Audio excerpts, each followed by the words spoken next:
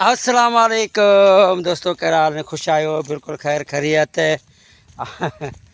जी हाँ दोस्तों, हींअर वापसी आहे पंहिंजे घर जी तरफ़। बसि वांदा थी वियासीं ऐं वरी पोइ अव्हांखे थोरो ज़ाहिर आहे जेका पंहिंजी बनी आहे, चाहे जेतिरी बि आहे, थोरी थकी जेतिरी बि आहे अल्हम्दुलिल्लाह पंहिंजी। ऐं जेको आहे उनजो बि अव्हांखे महावर ब्लॉग ते करे करे मुंहिंजो चकर थींदो आहे त मां अव्हांखे उहो ॾेखारींदो बि आहियां। जेके पोख कायल आहे उहा आहे राइस जी, यानी सारियूं चांवर पोखियल आहिनि। ऐं चांवर ज़ाहिर आहे हर माण्हू पंहिंजे हिसाब सां महिनत जंहिं जंहिं कई आहे। कुझु दोस्तनि वीचारनि जो त कुझु आबादी हेतिरी ख़ासि कोई मज़े जी न थी आहे, ऐं वरी कुझु जी जेको आहे थी बि आहे अल्हम्दुलिल्लाह भली थी आहे। ऐं हाणे असां बि अव्हांखे पंहिंजी बनी जो थोरो दीदार करायूं था, ॾेखारियूं था अव्हांखे। जेका मुंहिंजी कायल आहे बनी जेका उते लॻल आहे, उहा बि मां दोस्तनि सां शेयर कंदो हलंदुसि। पहिरियां मां अव्हांखे ॾेखारां थो। बहरहाल पाणी जी ॾाढी कमी हुई, शइ त ज़ाहिर आहे ग़रीब माण्हू मिसकिन माण्हू चवंदा आहिनि त ॿ गिदिरा हिकु हथ में न ईंदा आहिनि। ऐं ज़ाहिर आहे चणा बि खपाइणा पवंदा आहिनि।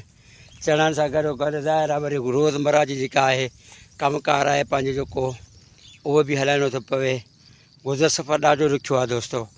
ऐं हींअर ॾिसो वापसी थी आहे मुंहिंजी, कोई तक़रीबन 3 साढा 3 थिया आहिनि।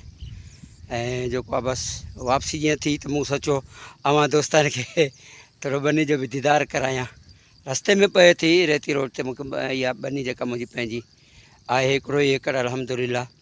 ऐं उनमें बि मूं जेको आहे राइस कई आहे ऐं सुठो कई आहे। विच में वरी बीमार थी पियोसि, थोरो दिलि जो मसिलो हुयो, अटैक थियो हुयो, जंहिंजे करे वरी मां ईअं सम्झ त पूरो महीनो वरी बनी ते आयो ई कोन आहियां।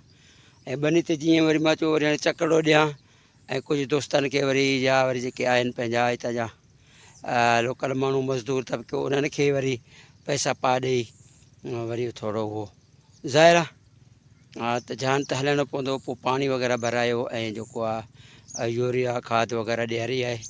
हाणे ॾिसां थो पोज़ीशन छा आहे कीअं, त न त वरी साॻियो पैसा ॾेई वरी उहो मज़दूरी ते पाणी भरींदासीं, वरी कोई यूरिया ॾेई इंशाअल्लाह वरी पोइ ॾिसूं था कहिड़ो रिज़ल्ट निकिरे थो।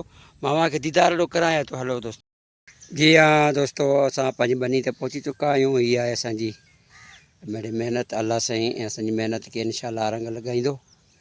तव्हां दोस्तनि खे बि गुज़ारिश कयूं त असांजे फ़सल जे लाइ, असांजे लाइ दुआ कनि त जीअं अल्लाह साईं हर हिकु मुस्लमान जी रोज़ी रोटी में अल्लाह साईं बरकत अता करे।